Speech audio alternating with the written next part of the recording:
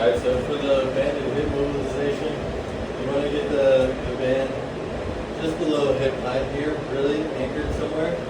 A good heavy band as well. And then you're going to step into it for whichever the effective leg is that you're working on. And then from here you're going to get a good stretch on it. And then go knee down in that position and try and square up the hips. And from there, try not to have this foot, the working leg foot, externally rotated. We want to try and internally rotate that foot, that whole femur.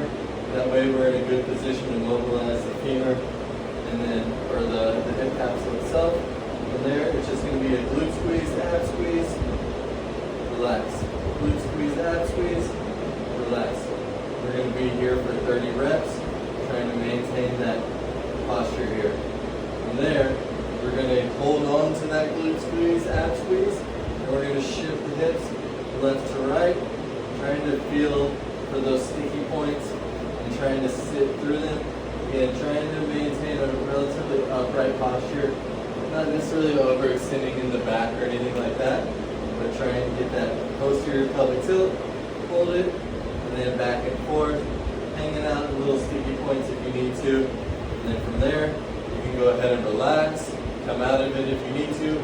But the last one in this position is going to be holding the hip here, and then we're going to rotate the torso.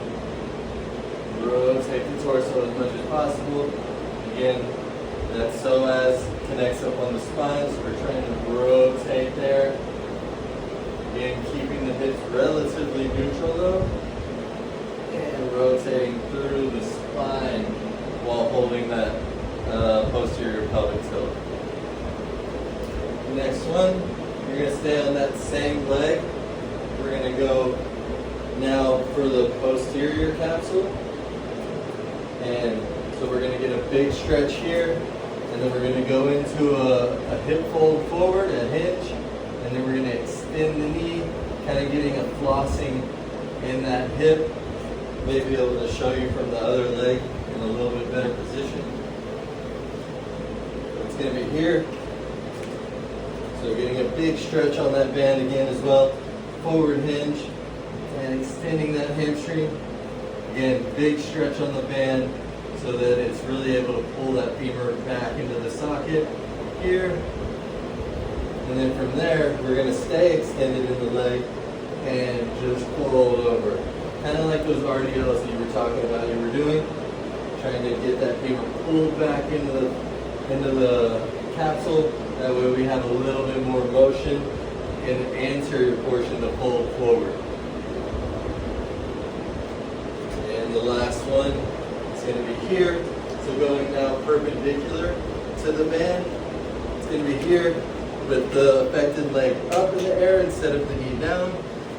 From here we're going to get a big stretch. Again, that band's still real high up in the on the upper leg. Push away. Let it assist there. And then we're going to pull in. Push away.